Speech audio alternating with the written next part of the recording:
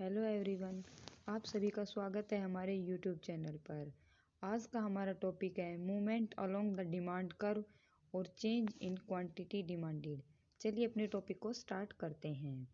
What is movement along the demand curve?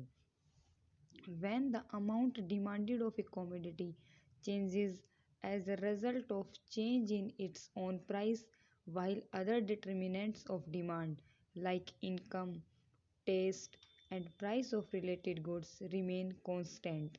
It is known as change in quantity demanded. देखिए सबसे पहले क्या कहा गया है, चेंज इन क्वांटिटी डिमांडेड।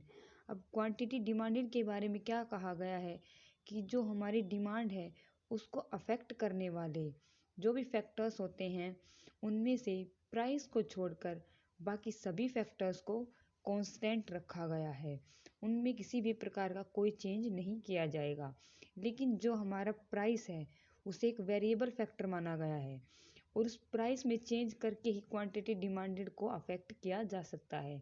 जैसे कि हमारे लॉ ऑफ डिमांड के अकॉर्डिंग अगर किसी भी कमोडिटी के प्राइसेस को इंक्रीज किया जाता है तो उसकी डिमांड है वो फॉल करती है, वो घटने लग जाती है।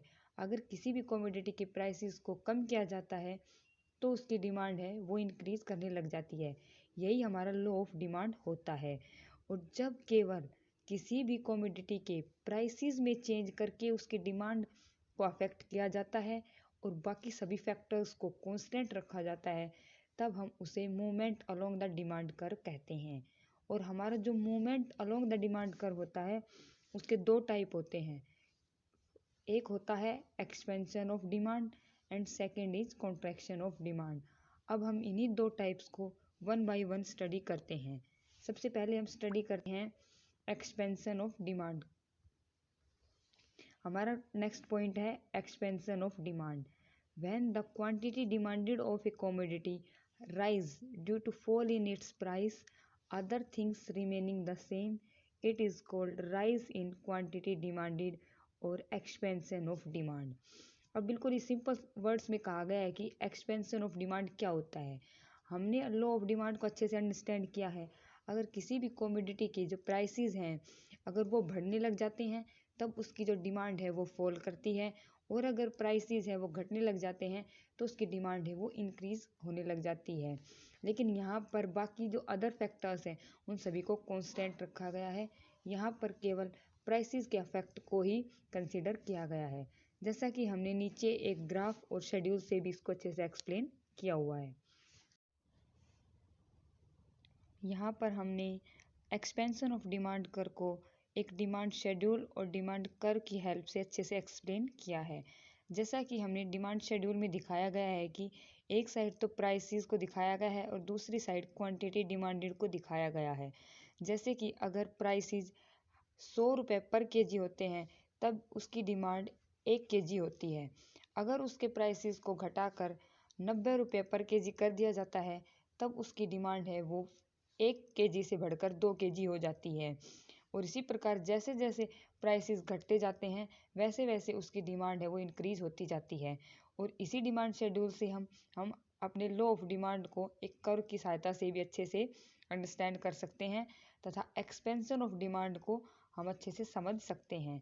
जैसा कि एक कर्व दिखाया गया है जिसमें वाई एक्सिस पर प्राइसेस को दिखाया गया है एंड एक्स एक्सिस पर क्वांटिटी को दिखाया गया है।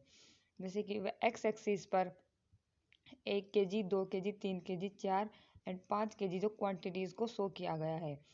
अगर 100 रुपये पर केजी से हमें कोई भी कमोडिटी मिलती है तब जो उसकी 1 केजी उसकी क्वांटिटी की डिमांड की जाती है उसे हम डिमांड करके ए पॉइंट पर दिखाते हैं। और उसी प्रकार से अगर जो प्राइसेस है वो कम होकर 90 रुपये पर केजी हो जाते हैं तब प्राइसेस के कम होने पर जो हमारा डिमांड कर्व है वो नीचे की तरफ एक्सटेंड करने लग जाता है और इसी को हम एक्सपेंशन ऑफ डिमांड कर्व बोलते हैं। और जैसे जैसे प्राइसेस घटते हुए आते हैं तो हमारा जो डिमांड कर्व है वह नीचे की ओर बढ़ता हुआ आने लग जाता है और इसी को हम एक्सपेंशन ऑफ डिमांड कर्व बोलते हैं। अब हमारा नेक्स्ट टॉपिक है कॉन्ट्रैक्शन ऑफ डिमांड कर्व।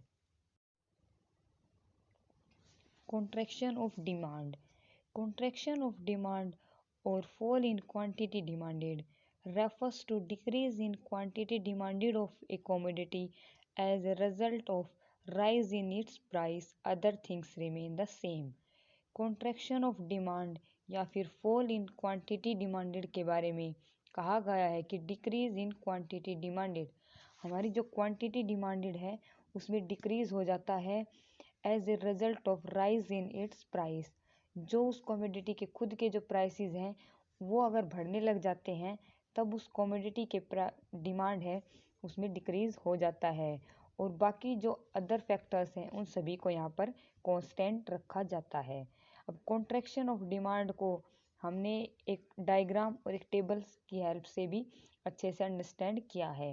जैसा कि टेबल में दिखाया गया है, अगर प्राइसेस 60 रुपये पर केजी होते हैं तब किसी भी कमोडिटी की जो डिमांड है वो 5 केजी होती है, और अगर उसके प्राइसेस 60 रुपये से बढ़कर 70 रुपये पर केजी हो जाते हैं तब उसकी डिमांड है वो 5 केजी से घटकर 4 केजी हो जाती है। यहाँ पर हमारा लॉ ऑफ डिमांड काम करता है। अब जैसे अगर प्राइसेस 70 रुपये से बढ़कर 80 रुपये पर केजी हो जाते हैं तब उसकी जो डिमांड है वो 4 केजी से घटकर 3 केजी हो जाती है। इस प्रकार से जैसे जैसे अगर प्राइसेस को इंक्रीज किया जाता है क्वांटिटी डिमांड फॉल करना स्टार्ट कर देती है।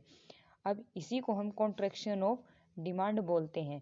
यहाँ पर केवल प्राइसेस को ही अगर हम चेंज करते हैं, उन्हीं में अगर इंक्रीज किया जाता है तभी हमारा कॉन्ट्रैक्शन ऑफ डिमांड होता है, और बाकी सभी फैक्टर्स को हमें कांस्टेंट रखना पड़ता है।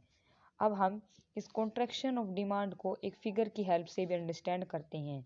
यहाँ पर हमने एक डायग्राम दिखाया गया है जिसमें वाई एक्सिस पर प्राइसेस को शो किया गया है एंड एक्स एक्सिस पर अगर प्राइसेस 60 रुपये पर केजी होते हैं तब हमारी जो क्वांटिटी जिसकी डिमांड की जा रही है वो 5 केजी होती है।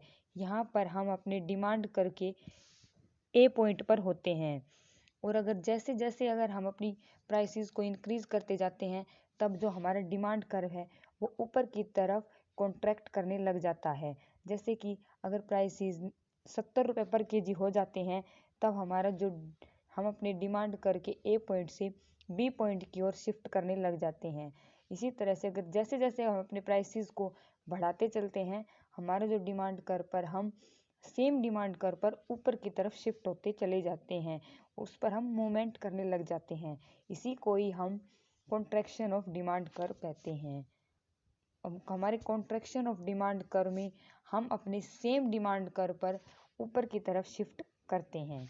तो यहाँ पर हमारा मूवमेंट अलोंग द डिमांड का टॉपिक क्लियर होता है। नेक्स्ट वीडियो में हम शिफ्ट ऑफ डिमांड कर के बारे में स्टडी करेंगे। Thank you.